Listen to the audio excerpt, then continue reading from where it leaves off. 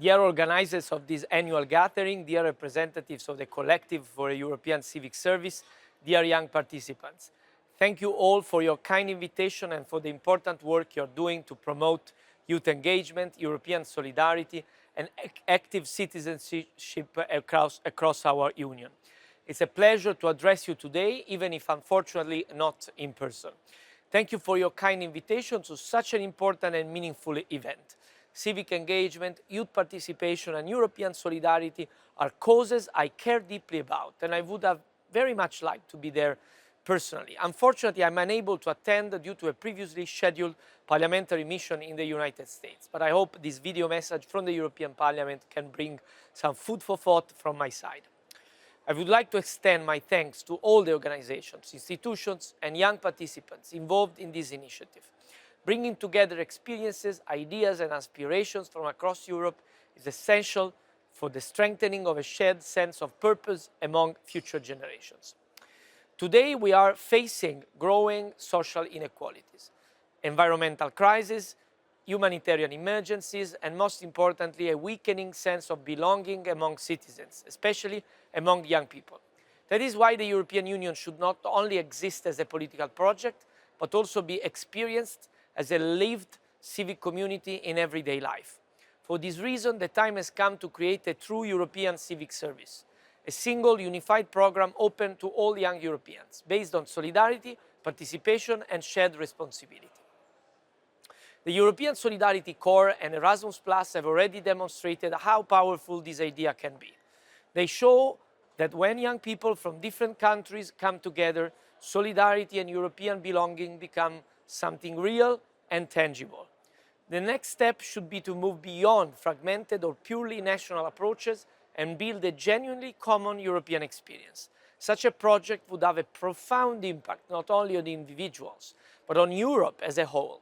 It would strengthen a shared sense of identity, responsibility, and mutual trust. This project must also be built on a clear and non-negotiable principle: inclusion. This means providing proper financial support, logistical assistance, and removing the barriers that still prevent too many young people from participating in European programs. European institutions now have a responsibility to turn this vision into concrete policy choices as discussions on the next multi-annual financial framework advance. This is the moment where ambition must be matched with resources and where political priorities must be reflected in real investment decisions. The European Parliament, in its resolution of 28 April 2025 on the interim report on the proposal for the multi-annual financial framework for 2028 to 2034, called for an Erasmus Plus budget of 47.39 billion euros in current prices, equivalent to 42 billion euros in 2025 constant prices, even in the context of the proposed merger with the European Solidarity Corps. This represents a substantial increase compared to the approximately 26 billion euros allocated to Erasmus Plus under the 2021-2027 multi-annual financial framework, underlining a strengthened political ambition to reinforce investment in education, youth, and mobility across Europe. As we move into the next financial cycle, it's important to build on the progress achieved so far while continuing to expand opportunities and make them more accessible and tangible for every young European in every member state, by strengthening existing programs and ensuring their long-term stability through the new budget. A European civil service could become a genuine step forward in European integration.